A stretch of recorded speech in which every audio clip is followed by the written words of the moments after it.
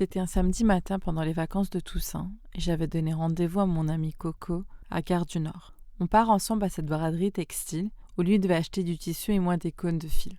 On fait ce qu'on a à faire, on prend ce qu'on veut et on décide d'aller manger ensemble à un restaurant thaïlandais. Et durant le repas, je lui fais part de mon programme de cet après-midi qui était de participer à une manifestation dont le point de rencontre était à Châtelet. Faut savoir que moi, j'ai pas fait de grandes manifestations dans ma vie à ce moment-là. En fait, pas du tout même. J'en avais fait qu'une seule, qui était une semaine avant. Et ce matin-là, je ne sais pas ce qui m'est passé par la tête en me disant que y aller seule serait une super idée. Et vraiment, l'erreur de débutante. Coco, lui, il n'y avait jamais participé non plus. Et il me propose de venir avec moi, de m'accompagner. Ça allait être sa première fois, moi la deuxième. Et j'étais ravie de ne plus y aller seule. Lui et moi, on était très loin d'imaginer ce que cet après-midi allait nous réserver. Bienvenue dans ce premier épisode du Spicy Baguette Podcast. Moi, c'est Abira et je suis ravie de vous accueillir. Coco et moi, on s'est mis tout de suite en chemin après notre repas et il me dit que son ami Z allait nous rejoindre aussi. Z, à cette époque, je le connaissais pas vraiment, c'était l'ami de mon ami. On arrive tous au même temps. Il y avait une foule énorme, des agents de policiers partout. Vous me direz que c'est normal, c'est une manifestation. Mais ça reste tout de même impressionnant. Je trouve que les manifestations, c'est un peu difficile à expliquer. Oui, c'est un rassemblement de personnes qui sont ensemble pour les mêmes revendications, mais faut moins le vivre une fois dans sa vie, ressentir ce que ça te fait, comment ton corps réagit. Individuellement, on peut porter des revendications, on peut porter de valeurs très fortes en nous, mais une fois qu'on est rassemblés et qu'on est à plusieurs et qu'on porte une seule et même voix, la portée de ce message est tellement plus puissante. Et à ce moment-là, je pense que j'avais besoin de ne pas me sentir seule. On ne savait pas trop par où rentrer. Et Z, lui, c'est quelqu'un qui était habitué aux manifestations. Il savait comment s'y prendre. Il trouve la bonne entrée pour entrer dans la foule. Bien sûr, on devait faire face à des agents de police qui nous demandent la raison pour laquelle on était là. On leur explique qu'on voulait rejoindre la foule pour la manifestation et gentiment, ils nous laissent passer tranquillement. Et là, l'ambiance était juste incroyable. Il y avait tout le monde. Mais quand je vous dis tout le monde, des jeunes étudiants, des parents, des enfants, des grands-parents, et on n'entendait qu'une seule et même voix, avec les drapeaux de la Palestine qui brandissaient de partout. On était le samedi 28 octobre 2023. Être présente à ce moment-là, c'était important. Pourtant, on peut penser que on peut se sentir tellement impuissant dans ce genre de situation où ce qui se passe va au-dessus de nos têtes. Mais le besoin de se rassembler, de se retrouver, ça aide à se sentir un peu moins seul. Le temps qu'on était là-bas, j'ai croisé tellement de têtes familières. Et entre-temps, 2 autres amis à Coco et Z nous rejoignent. Moi qui avais prévu d'y aller seule, je me retrouve dans un groupe où on est 5. Mais ce qui était un peu bizarre, c'est que la marche n'avait toujours pas commencé. Les filles qui nous avaient rejoints devaient partir. On leur dit au revoir, et même pas 5 minutes après, on les revoit revenir. Elles nous font part du fait qu'elles n'arrivaient pas à sortir. Et c'était un peu bizarre, parce que chaque issue de sortie était bloquée par des agents qui, chacun, faisait tourner en rond les personnes en leur disant « écoute, va à côté.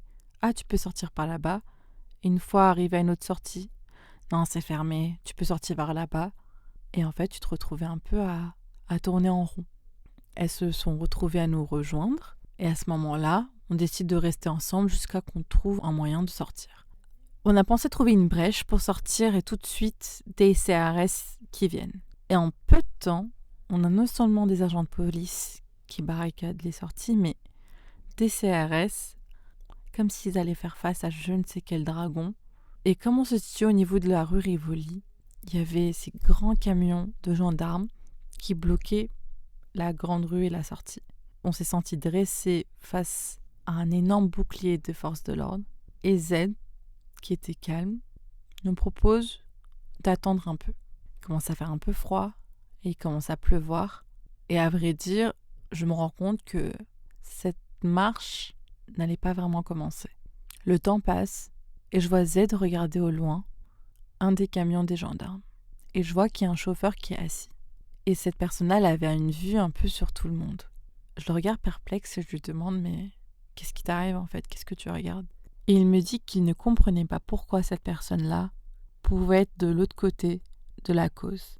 Il y a une interview d'un artiste que j'apprécie beaucoup qui s'appelle Rizwan Ahmed, qui est aussi connu sous le nom de Riz Ahmed. En ce moment, il est beaucoup plus connu pour son jeu d'acteur. Riz Ahmed, il est anglais-pakistanais. Il a cette interview au Daily Show où il est en train de promouvoir son film Venom, un film Marvel, je pense. Et durant cette interview, vous pouvez la trouver facilement sur YouTube, je la trouve super intéressante, il parle de l'importance de la représentation. Dans son travail, dans son discours, ça a toujours été quelqu'un de très engagé et positionné. Et le rapport de la représentation, c'est quelque chose que quand je l'ai découvert, m'a énormément marqué. Il parle présentateur, et il lui dit « Ce n'est pas comme si vous avez choisi la politique, si vous êtes né dans un certain corps, à un certain endroit, et à un certain moment, c'est la politique qui vous choisit. » Et le présentateur en question lui répond « Ah oui, vous ne pouvez pas y échapper. » Ce moment-là, quand je l'ai écouté, m'a vraiment marqué à vie.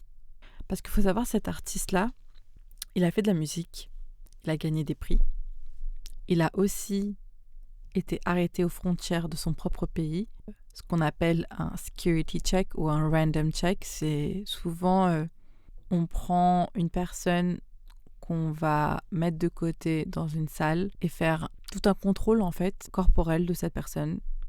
On peut avoir des suppositions, des suspicions de danger pour la sécurité.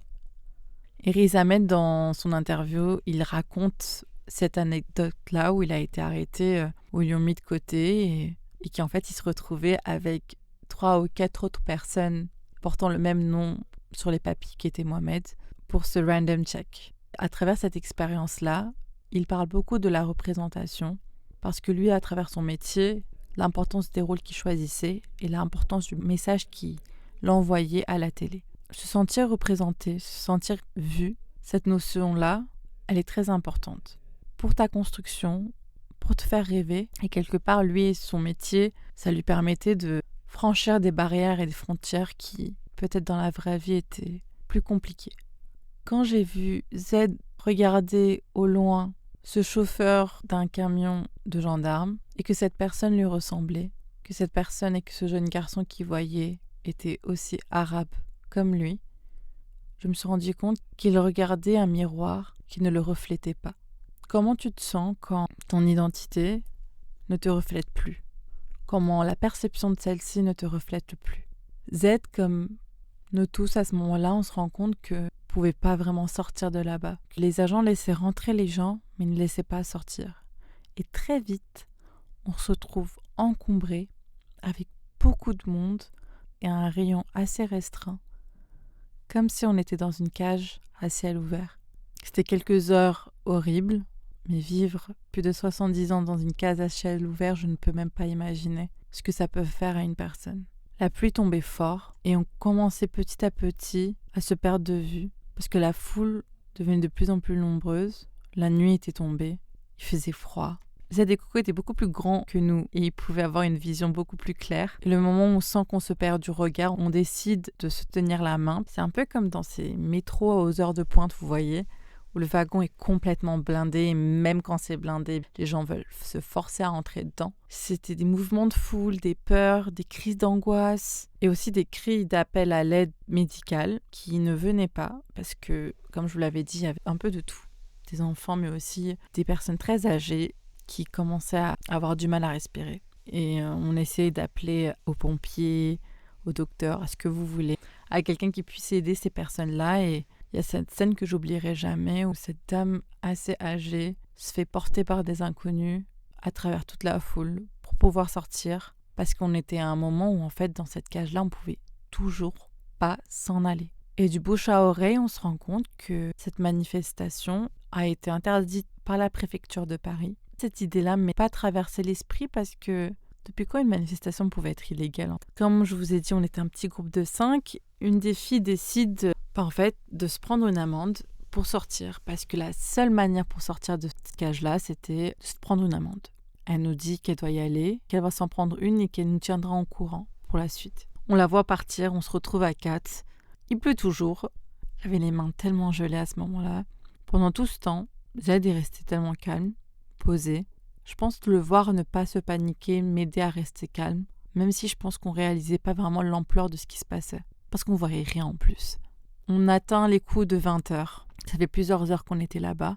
C'était un peu comme si ce mur d'agents, ils étaient un peu en train de manger dans la foule, et ils mangeaient petit à petit en mettant des amendes à tout le monde, jusqu'à que le cercle il se rétrécit encore et encore et encore et encore, comme des murs qui se ferment sur vous, et on les voyait se rapprocher de plus en plus. C'était un peu inévitable. Ils sont venus tellement près qu'on pouvait voir leur visage. Je ne saurais pas comment vous expliquer le regard de certains qui prenaient vraiment du plaisir à faire ça.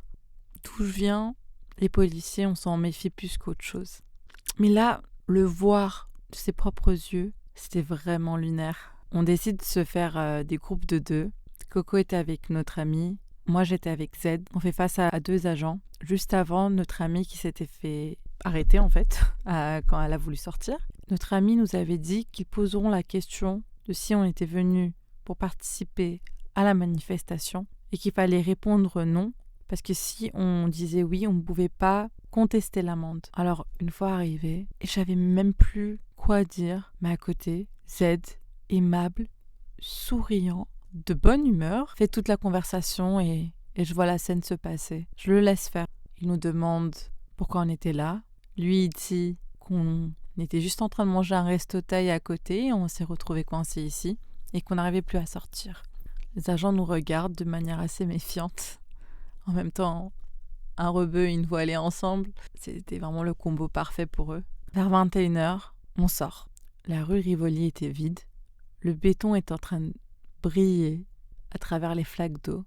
Et pour un instant, il y avait ce silence, ce calme. On rejoint nos amis et Coco nous dit qu'elles ne se sont pas fait amender. Fallait voir la tête à Z qui était vraiment dégoûté. Et on apprend que nos 2 amis, quand ils ont fait face aux agents, l'agent les a regardés et commençait à un peu raconter une histoire qui avait ni queue ni tête. Il faisait ça juste pour gagner du temps, pour faire croire qu'il était en train de mettre des amendes. Et quand il en a fini avec ses histoires, il leur a dit « Bah écoutez, je m'en fous, allez-y. Enfin, barrez-vous quoi ».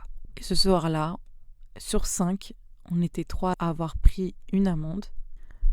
Et il était temps pour moi de rentrer chez moi parce que, waouh, je peux vous dire, quand vous êtes coincé là-bas pendant des heures, à un moment, je me disais, mais je vais jamais m'en sortir. D'autres moments, je voulais juste retrouver mon lit. Et en plus, j'habite à l'autre bout du monde, du coup, rebelote, RER, bus. J'arrive chez moi assez tard, j'ouvre la porte, toute trempée. Ma mère était en train de préparer du rôti dans la cuisine. Et mon père, il checkait des papiers administratifs qui étaient dans le salon. Je rentre, je pose mes affaires. Ma mère, la première question qu'elle me pose, c'est « T'en veux combien ? 1 ou 2 ?» Je la regarde.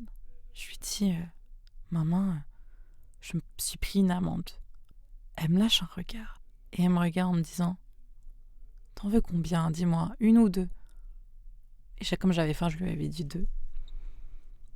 Et je vais voir mon père et je lui dis « Mais papa, je me suis pris une amende là, genre j'ai une amende, c'est ma première amende, tu me crois ? Faut savoir que moi, j'ai jamais eu d'heure de retard, d'heure de colle de toute ma vie. C'est vraiment mon record à moi. Collège, lycée inclus, j'ai jamais eu quoi que ce soit. Dieu merci. » Mon père me regarde et il rigole et il me dit « Mais qu'est-ce que t'as fait ?» Et je lui dis « Bah justement, je sais pas ce que j'ai fait. Je sais pas pourquoi. J'étais à cette manifestation, c'était pour la Palestine et je suis restée coincée des heures là-bas et ils nous ont tous mis des amendes. » Il me regarde droit dans les yeux et il me dit « Bon, c'est pas grave, on verra ça après. Assis-toi et mange. » Mes parents ont montré une totale indifférence, comme si ça ne valait pas la peine de se prendre la tête pour ces histoires-là. Mais pour moi, c'était un peu différent. Enfin, vous savez, mes parents sont immigrés, surtout chez les parents sud-asiatiques. Pas attirer l'attention, de rester calme, discret. Tu fais ce que tu as à faire et tu remets pas en question les choses. T'as une amende, très bien, tu la payes et tu passes à autre chose. Juste ou pas juste, ça n'a pas d'importance. Mais moi, j'étais française en fait. Je suis citoyenne française, j'exerçais mon droit et ma liberté d'exprimer. Alors pourquoi je devrais me plier si facilement ? Il se trouve que pendant plusieurs semaines, j'ai reçu aucun courrier. Et je dis à Z que peut-être ils nous ont oubliés en fait. Et il me regarde et me dit, crois-moi, ils t'oublieront pas, tu vas la recevoir bientôt. Durant mon mois de février 2024, mon père reçoit cette fameuse lettre sur le motif en fait du papier. Du coup, c'était 135 €. Il y avait écrit participation à une manifestation illégale. Et juste le motif me paraissait tellement lunaire. À ce moment-là, Z ne l'avait pas encore reçu. Il se trouve que Z, ça lui a pris presque 1 an avant de recevoir une lettre à travers laquelle il apprend que son amende a été majorée de plus de 300 €. Et quand il m'a dit ça, j'ai vraiment pas compris pourquoi. Et lui, il a fait toutes les démarches où il a appelé pour savoir. Et au commissariat, ils lui ont dit que sur le rapport, la personne lui a dit qu'elle lui a passé le papier en main propre. Et quand j'ai appris ça, j'étais tellement choquée. Enfin, ça devrait même pas me choquer, mais venant de leur part surtout. Mais c'était fou parce que j'ai assisté à la scène. Pourtant, lui, il a eu un traitement encore plus pire que moi qui l'ai reçu de manière assez normale. Et quand il m'a dit ça, tout ce que lui, il avait à dire, c'était bon, écoute, Dieu merci, je peux me la payer. C'est bon, on passe à autre chose. Et un peu comme mes parents, il y avait encore cette indifférence, un peu comme si on choisissait les combats qui valaient la peine, qui valaient le temps, et celui-là, il valait mieux de le laisser partir. On en a reparlé avec Z, et il m'a expliqué qu'il allait toujours tout seul durant ce genre de manifestation, car il avait peur que si quelque chose dégénérait, la personne qui était avec lui pouvait être en danger. Parce que durant les manifestations, on fait toujours face à des jets de gaz, des jets d'eau, ou encore se faire matraquer ou agresser. Z, en tant que jeune homme arabe, il a vu plein de choses, je pense. Et il a vécu plein de choses et il était beaucoup plus conscient des conséquences.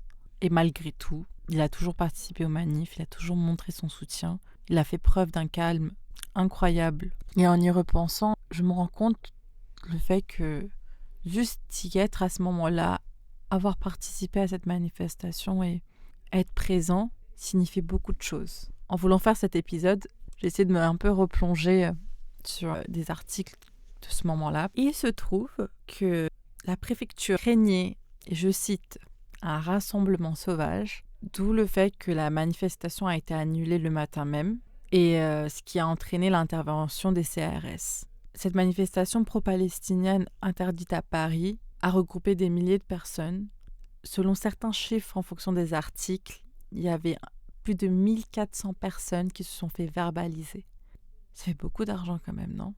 Franchement, je ne regrette pas d'y avoir participé, d'être partie là-bas. Et ça m'a fait beaucoup réfléchir sur qui t'es, comment tu es perçu et à quel point ton positionnement a de l'importance pour toi-même.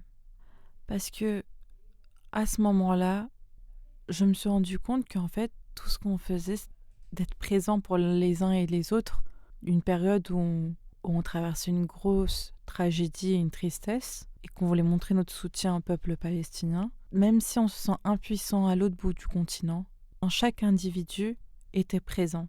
Et qu'à ce moment-là, juste exister ensemble avait sa force, et que chacun d'entre nous faisait preuve d'un acte de résistance qui existait, et le simple fait d'être qui on est un acte de résistance. Il se trouve que juste avant d'enregistrer cet épisode, je suis passée au photomaton, que je devais prendre une photo pour ma carte d'identité que je dois renouveler. Elle s'expirait là cette année, il y a quelques semaines. Et je voyais les anciennes cartes d'identité françaises, la super grande format, je l'ai encore. Et j'ai pas encore la toute petite avec le QR code là. Et je m'arrête au photomaton, je ferme le rideau, je m'assois, je retire mon foulard, je regarde la caméra droit dans les yeux et je prends ma photo.